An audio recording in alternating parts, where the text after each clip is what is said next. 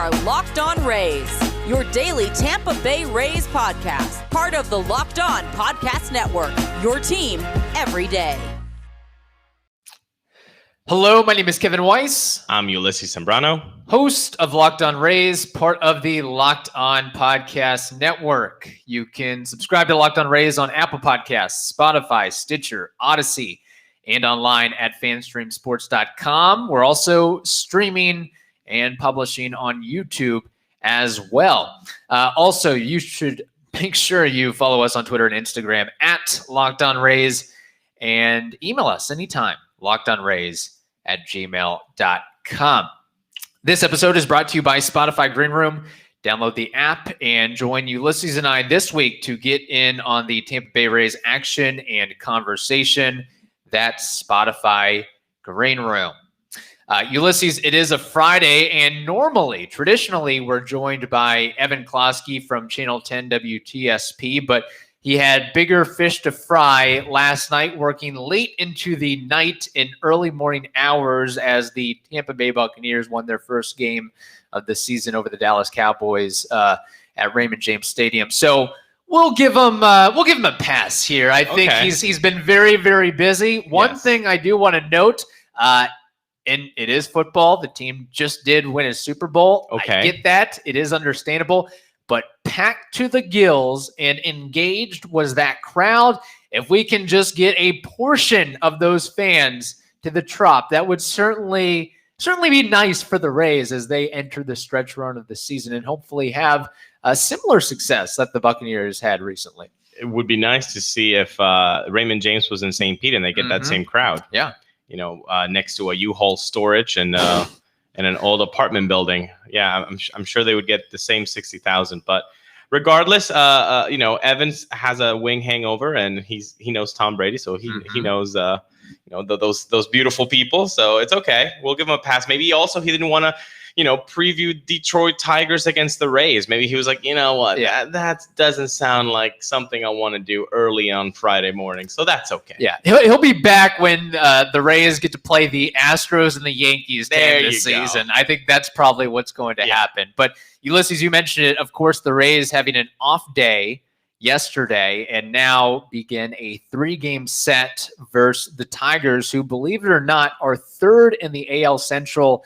And they stand at 66-75 on the year. I don't know about you, but to me, I think they're exceeding expectations, doing a little bit better than what people initially thought coming into the year, considering they are the Tigers. They've been bad for a very long time, but they actually made some sort of half-hearted effort to sign some veterans that have been productive, like Robbie Grossman and Jonathan Scope, to put around a really young core that I think a year, 2 years from now really could be, not saying they're going to knock off the White Sox or anything like that, but I think they could really be a competitive team over the next 12 to 24 months when you have guys like Spencer Torkelson coming up, Riley Green coming up. You've got a really, really good young pitching core that includes Casey Mize, Tariq Skubal, Spencer Turnbull, Kyle Funkhauser. That's not even mentioning that we talk about how difficult it is for catchers to have success at the plate. Well, the Tigers, believe it or not, actually have one of the best hitting catchers in baseball, and that's Eric Haas, who has like 20 homers in 80 games played. So they have a couple things going for them. Again, they're not a powerhouse by any means, but they can certainly be a little bit of a disruptor. So if you're the Rays, you certainly want to take the series and take as many games as you can against the Tigers over the next couple of weeks, because we do play them again. But I don't think you can just walk in there and expect to roll over them, at least as far as I would think right now. Yeah, it's been kind of a surprising season for the Tigers, because not only because of they have exceeded expectations, which I believe that they have. The issue, too, is that in that division, it's been kind of it's weird because, I mean, Cleveland Indians are not supposed to be this bad. The Twins were not supposed to be this bad at all. So they kind of, there were extenuating circumstances that have helped the Tigers be third in that division. But again, they have had a surge in the second half. And like you said, there are very interesting pieces around, especially that rotation could turn out to be something that we all focus in a couple of years. I still think that they're a couple of years away, but it should be an interesting series. And again, like you said, it's not only the 3 games here in Detroit, but there's also 4 games at Tropicana Field. Mm-hmm. So you've got a total of 7 games here that I know it's not going to be, it's not the Pirates, or the Orioles rather. Mm-hmm. But you still have a chance here to do some dent here. And by dent, I mean 4 out of 7, 5 out of 7. I think you can still do that. Again, they're not as bad as we all thought that they were going to be. But a team that is hoping to go to the World Series, that is hoping to win the World Series, shouldn't look at a surging second half Tigers team and say, oh boy, we really can't get through this Tigers team. No. You're supposed to win 4 to 5 out of 7 for sure.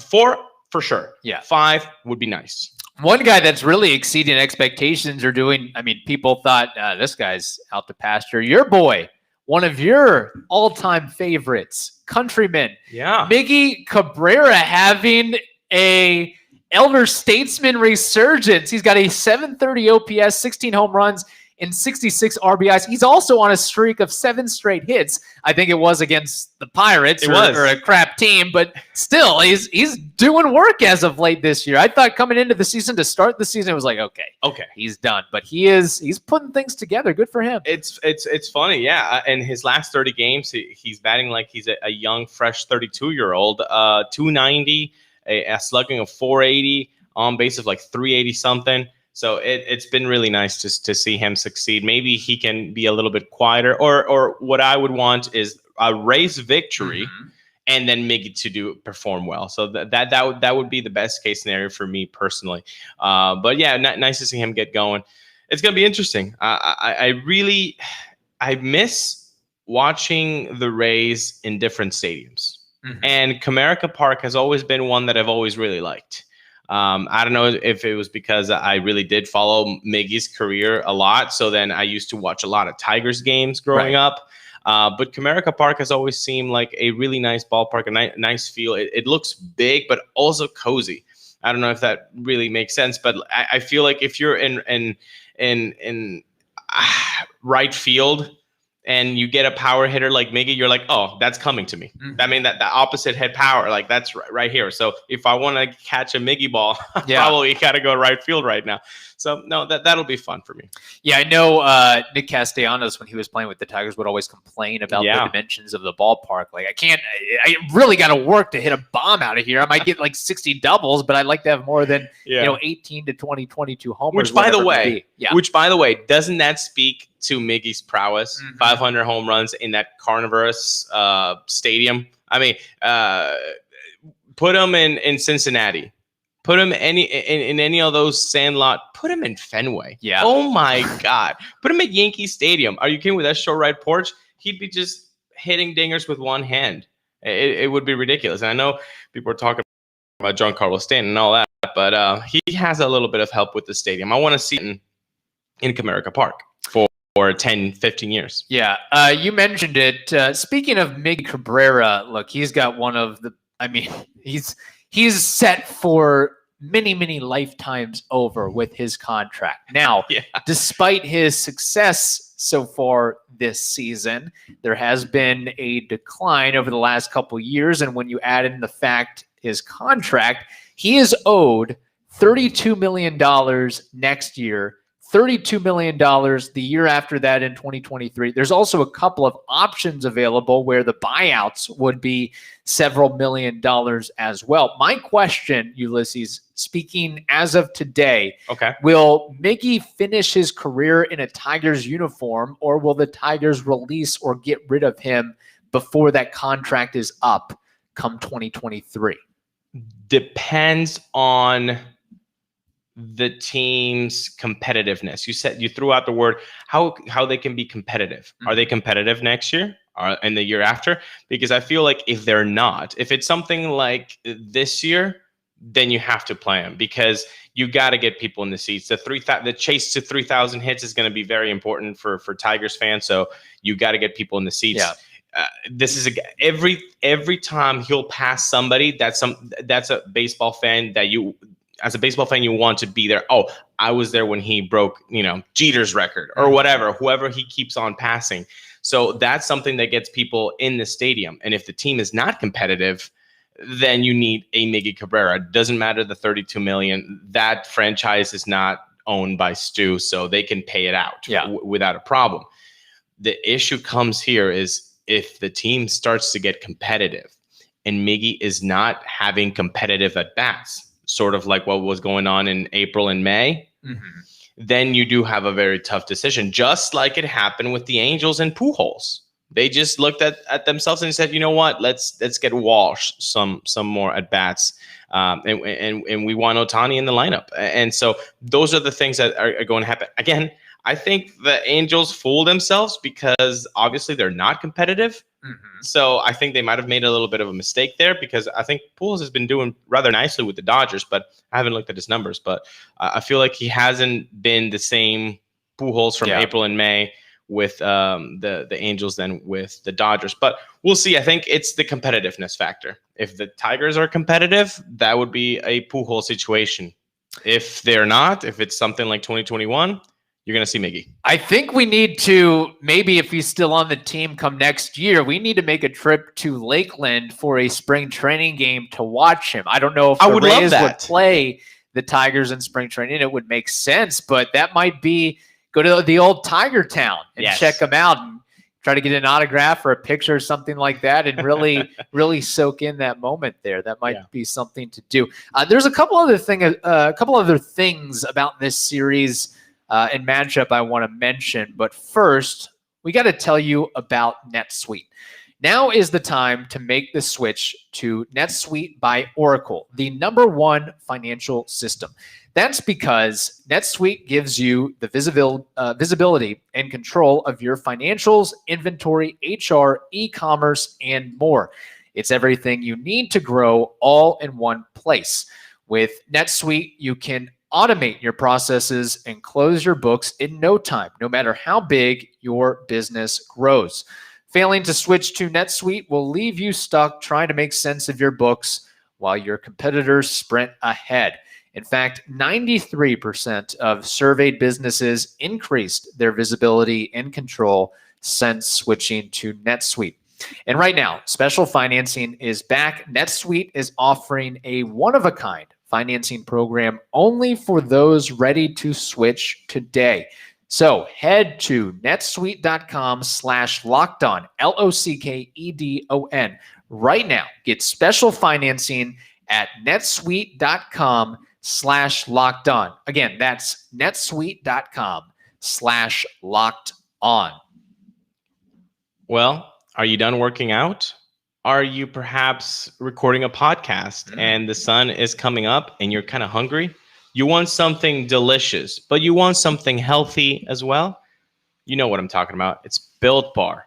Built Bar, the chocolate deliciousness in double chocolate, salted caramel, strawberry, cookies and cream, German chocolate. You think of a flavor and they definitely have got it. You don't know what to pick? Get a mix box and you can get 2 of each of the 9 flavors. Check out the macros here. 17 to 18 grams protein, calories ranging from 130 to 180, only 4 to 5 grams sugar, only 4 to 5 grams net carbs, amazing flavors. They're all tasty. They're all healthy. Go to built.com. But before you do go to built.com, use that promo code for 15% off. It's LOCKED15, LOCKED15 to get 15% off on your order. So remember, use promo code LOCKED15 at built.com. Ulises, when was the last time the Detroit Tigers had a winning record? I got this. 2014? 2016. Okay. 2016. They went 86 in 75. So they are now on a 5, 6, maybe 7, 8-year rebuild. Woof. Man, oh man, that's not rough. fun. And that also included 2019. I don't know if you remember. They went 47 in 114. Oh my goodness. So they are improving a little bit. They are getting there. And I don't know if we had a little technical issues, but this is actually part 2 of our run through on this podcast. But I threw out a hot take that I think that next year, 2022, the Tigers will win 80 games at least with some of the guys that they have coming up, assuming that they complement their young up-and-coming players with some savvy veteran types, be it a Robbie Grossman, a Candelario, a Scope, whatever it may be. I got to disagree there. Okay. Because I feel like the Twins have more talent already in that team. And, to have such a disappointing 2021 season, I feel like the front office should make moves and should do something, to fix those flaws. And one of the reasons why the Tigers have been successful is because of the Twins, decline this season. So I feel like the Twins are the X factor here. If they get better, maybe Detroit kind of takes a step back. That's possible. Same thing with the Indians as well. Maybe it's more of a race to the middle where all those teams are hovering around 80 to 86, 87 wins. And then you have the White Sox at the top. But I'll put it out there that, all right, okay, they might not get exactly 80, but I think it'll be close. Okay. I think it could be very close. I think they've got some guys to build around. They're at least making an effort here and going to bring a little bit of excitement in the coming years. So tonight it'll be Michael Wacha going up against Matthew Boyd. Boyd is 3-8 on the year with a 3.89 ERA and 67 strikeouts. Wacha 3-4 on the year with a 5.54 ERA, 98 strikeouts. Disregard the ERA for a second because Wacha has been really, really solid in getting there in the last couple starts. And I think, Ulises, we've talked about this before. A lot of it has to do with changing his pitch repertoire. Yes. Last week in his last start, no cutters. It was 50 fastballs, 24 changeups, and 12 curveballs. And if I had to guess for tonight, it would be a very similar profile to what he threw out there. Don't change anything. Don't change anything. Keep it curveball, keep the change, keep the fastball.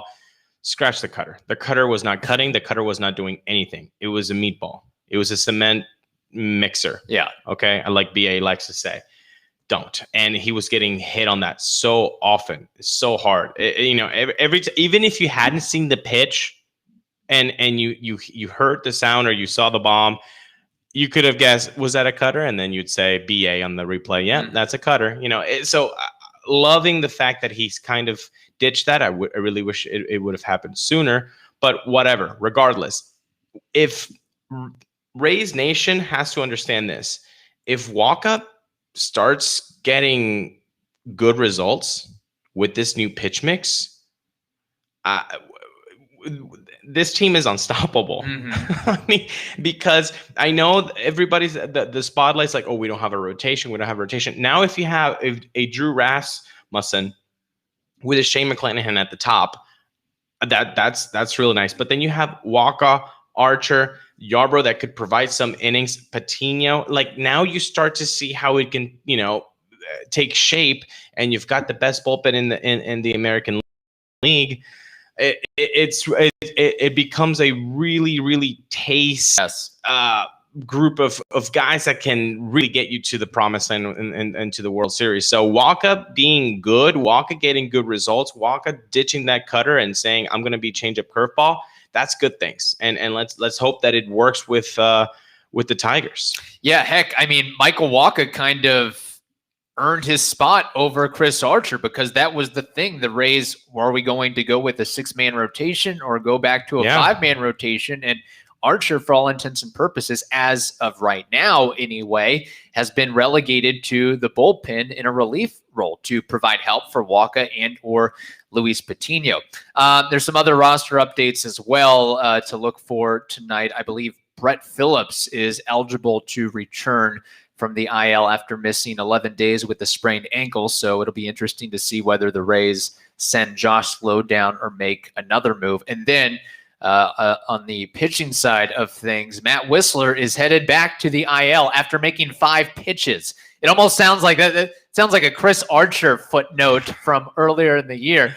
There goes my conspiracy theory about the Rays bringing out Wisler because they didn't like the matchups. They didn't like the ball coming out of his hand. And they're like, okay, hey, take one for the team. Say you're hurt. Say you're injured so we can bring in Chagua and finish this thing out. But no, it looks like he is legitimately hurt unless they're really leaning into and really trying to convince people. But I think he's done for a little bit. He's struggling. Yeah. And again, Wisler and Chagua are, slider heavy guys. It's not like, there was a big difference there. But yeah, too bad for Wisler. Again, he's been tremendous with the Rays, a 2.30 ERA in almost 30 games. So he's had a really nice resurgence because with the Giants, that was not the case at all. But again, Kyle Snyder and the Rays front office saw something, and it's been working out. The issue with the inflammation finger, that really sucks. Yeah. But again, it's September 10th today. Right. So you would hope that 2 weeks on the IL, that would get him a couple of outings at the end of the season where he could kind of get some rhythm into the postseason, but we'll see. Yeah. Again, there are other arms on the IL, Nick Anderson, that would need a spot. Yeah. So if somebody's injured, there's definitely a guy who you want to have in the bullpen in October, rested and with fresh bullets. Oh man, if Nick Anderson comes back, I know I'm total, but if Nick Anderson just comes back the way that we have seen him be in 2019 and 2020 in the regular season, oh my. You can start wrapping that World Series trophy up and sending it to number 1 St. Petersburg, Tropicana Field, whatever the address is. You get my point, people. That's where you send it because that's game over. Game over if Nick Anderson is there. What was it? The breakdown, wasn't it 20 innings and then 41 strikeouts, 41 strikeouts and 2 walks in 2019, something ridiculous, something video game like. So if he comes back any like that, oh my, I'm excited. Yeah. By the way, do you know who the Rays called up in sending Matt Wisler to the IL? I can definitely think that it would be a slider-heavy guy that was selling solar panels, and it's his 11th time with the Rays, Mr. Ulises. Yes, the 31-year-old rookie has been summoned again. Man, taking one for the team, and he's actually been as anonymous as he is. He's been very solid and productive in his time with the Rays, and Fangraphs actually did a really good Q&A with him where, again, he was maybe never going to pitch again. He was doing very well with the solar panel door-to-door sales and everything that went with that. But he went in depth on how the Rays really had a heart-to-heart with him on changing his arm slot to further develop his slider and to get more horizontal break and separation from the fastball. And that's been a big thing for him, clearly. So we'll see how long of a stay that he has with the Rays. Before we move on, and usually, Ulises, back in the old days, before we had Evan Klosky on the show, we had our own trivia segment. We will be bringing that back in the next couple minutes. So that's a little throwback there. Have some fun. I'll try to stump you with something. You'll try to stump me with something. But one last thing I want to mention on the Rays and talking about this series. So Mark Topkin did a write-up and put some really interesting numbers together. And I just want to get your take on which of these numbers or stats do you think is most impressive or most striking to you. So I'm going to run through them and just get your take on which one you think is, okay, that's the one I love the most out of all this with the Rays. So 13 Rays pitchers have a save. 6.58. That is the amount of runs per game the Rays have been averaging since Nelson Cruz was acquired July 23rd. The Rays are 43-26 on the road. 38 games, of course, that marks Wander's current on-base streak. 58 That's the number of different players used this season by the Rays. 46-21. That is the Rays record against AL East opponents to date. 62 homers. 62 homers combined between a Rays second baseman and a catcher.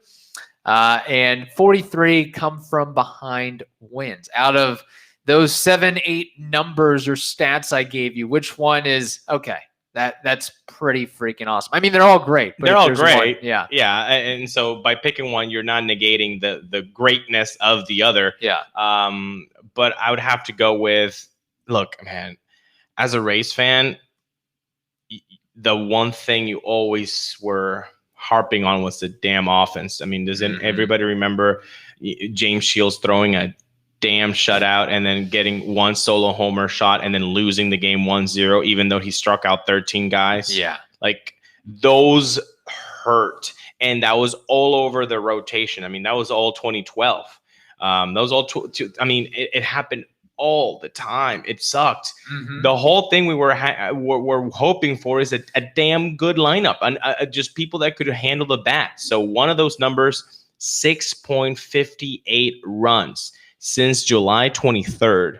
If you look back at the people that they've had to play against, Boston, Yankees, Minnesota, Baltimore, White Sox, Boston many times, they're putting these numbers up. It's impressive. If you would tell me that they're averaging 6.58 runs for 2 weeks, I'd be like, okay, that's neat. But I mean, July 23rd, that's impressive. Yeah, that's impressive. I'll take that one because that's the one thing that the Rays have always needed. It's that big firepower offense, and it's not like it's top 5. It's the best damn offense in MLB.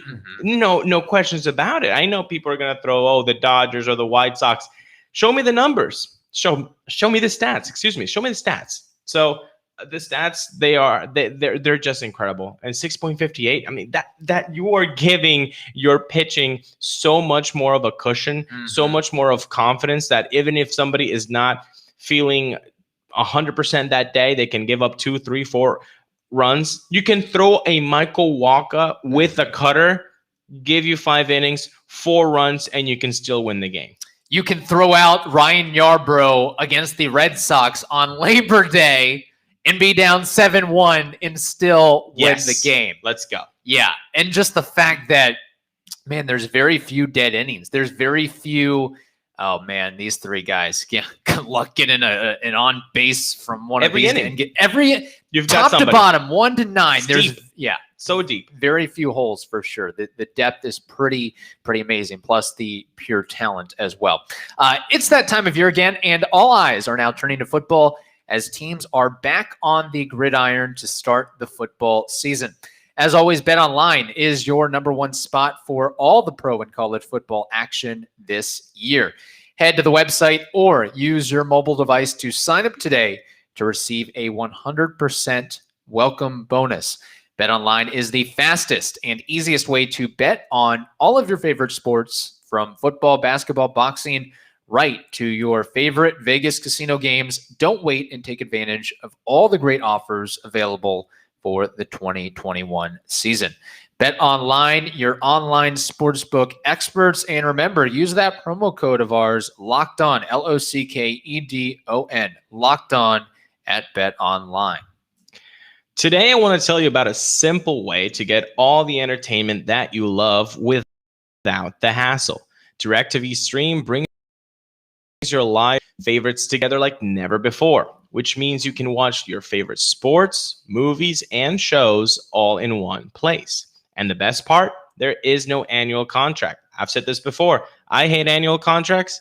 Kevin Weiss also hates annual contracts. So stop waiting and get your TV together with DirecTV Stream. You can learn more at directtv.com. I'll repeat it again. That's directtv.com. Okay, Ulises, baseball trivia and Name That War. Unfortunately, on the YouTube feed, we won't have the little Jeopardy theme music, but that will be on the podcast as a little bumper and layer for us as we stall and try to come up with the correct answer. You go ahead and give me some trivia, then I'll give you a Name That War. Cool. I was looking at sprint speed leaders for the Tampa Bay Rays. We talked about that a couple days ago. I'm looking at the bottom 5, though. Okay. And I want you to tell me who the bottom 5 sprint speed leaders are for the Tampa Bay Rays in 2021. So basically, I want you to name the 5 slowest guys on the team. Okay. And does this have to be in any particular order or just the 5 slowest? For now, just the 5 slowest, yes. Okay. And a couple of parameters here. I assume there's no pitchers listed, right? No pitchers listed. And it's all active players. Correct. Okay. Nobody that was on the team and then is no longer on the team. They should all be in the postseason roster. Okay. That helps me out a little bit. Low-hanging fruit here, Mike Zunino. Okay. He's in there. G-Man Choi. He's in there. Yandy Diaz. He's in there. Okay. He is, we've said this before, athletic for a catcher, but maybe still not incredibly fast compared to the rest of the roster. I will say Francisco Mejia. He barely makes it. Good job. 4 out of 5. Can you have 5 out of 5? Okay, now this is where we get a little bit tougher because I'm done with the catchers and the slow first base DH types. Well, I'm missing one. I will say Nelson Cruz. Wow, you got them all. Can I guess the 6th? Yes, sure. Austin Meadows. Oh, people! Kevin Weiss brought it today. Oh, everybody. Standing ovation. Let's give him a hand. Wow. Come on. I know you're in your car, people, but, just wait till the red light and let's give him a hand. That was awesome. Okay, you know who the slowest is, though? Out of all of those guys, you know who the slowest is? The very slowest has to be, with all his knee issues and his lumbering frame, G-Man Choi. Very nicely. Very nicely. So G-Man Choi comes last, 25.2 feet per second. Zunino, 25.9. Nelson Cruz, 26.0. Yandy Diaz, 26.4. And Francisco Mejia with 27.1. Very nice. Very nicely done. This might be the first time I've gone perfect. And it was easy. I didn't really have to think all that much. I just rattled through them. You look like MIggy Cabrera trying to, shoot a home run to right field. Just easy. Just an easy swing. Very good. I think we should have somebody look up. Let's get intern McGee over here and McGee. Look. Yeah, get over here, intern McGee. Get over here, Chad. Come on, hurry it up. What Jose Molina's sprint speed was when he was with the Rays. Lowest in history, slower. Right? I mean, yeah, 100%.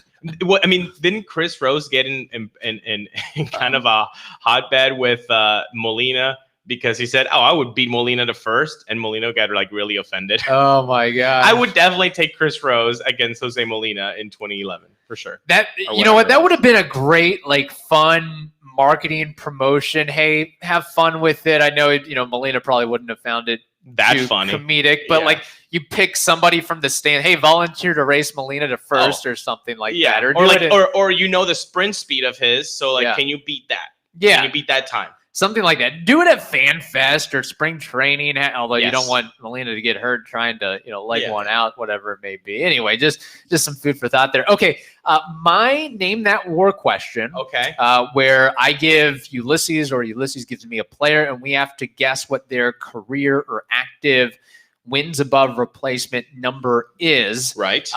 This according to Baseball Reference, and the player I have in front of me.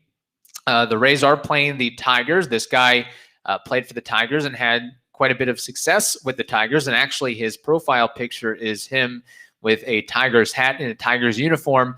Placido Polanco. What is Placido Polanco's career WAR? I really liked him. Liked him. Very solid. Dude made so much contact. It was amazing. I'm going to guess he played around 15 seasons. So let's do some math. For about 8 seasons, he was probably a 4 WAR player. So that's 32. That leaves me with 7 seasons of maybe 2 WAR. So that's 14. 32 plus 14 would be 46. I'm going to go with 46 WAR. Oh my gosh. You are so close. You are so close. Yeah? It is 41.9. That is Placido Polanco's career WAR. He played 16 years in the bigs, was a 2-time All-Star, 3-time Gold Glove, Silver Slugger, and the ALCS MVP. And I have some really fun, interesting stats on him. Take a guess. You mentioned his propensity for making contact all the time. Yeah. The most strikeouts he had in any one season. Take a guess what that number is. No, it's going to be stupid low, isn't it? How stupid low, though? I'm going to go with strikeouts in the 162 game season. 25. Oh, you're not too. I mean, your line of thinking is very close. The most he had, and he probably did have a year where he only struck out 25 times. Yeah, there's actually several, but the most he ever had in any one season, 47 strikeouts in 602 plate appearances. Oh my God. That's incredible. Yeah. That's kind of what Wander is doing right now. 48 hits and 45 swing and misses during this streak. It's ridiculous. The discipline. Placido Polanco, very, very nice. Yeah. Very, very nice throwback name.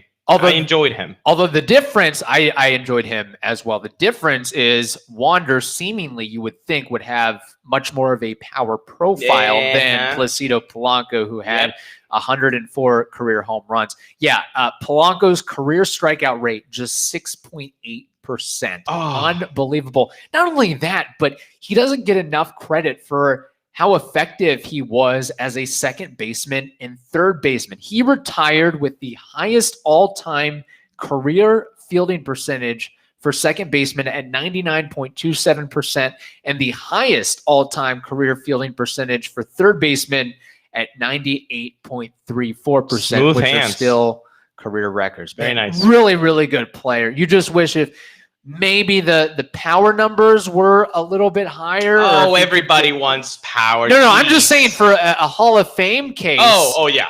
Like he's in the Hall of Very Good, which is a shame that we can't have a Hall of Very Good. Yeah. But he's a player that, not going to be a Hall of Famer, but 30 MLB teams want him on the roster. At the top of that lineup, 1 or 2. Give it to him. Yeah. And again, he was probably just a guy that was overshadowed a little bit depending on, playing for Detroit and maybe not quite the recognition. And then with St. Louis, everybody talked about, guess who? Albert Pujols, Yadier Molina, all those guys too. So Polanco, very, very good player and very good guess on that. I would think that a lot of people would maybe lowball him a little bit, just, based on. I watched a lot of Tigers game growing up because of MIggy. So I did get to see a lot of Placido Polanco, and I always really dug that player. Yeah. Very good. Very good. Okay. All right. I think we both did pretty well on Name That WAR and trivia. Hopefully we'll have Evan Klosky back on the show next week and we can grill him a little bit and get some of his perspective. Okay. That wraps up this edition of the Locked On Rays podcast. Now tell your smart device to play the most recent episode of the Locked On Bets podcast. Hope you all have a wonderful day. Stay safe and we'll talk to you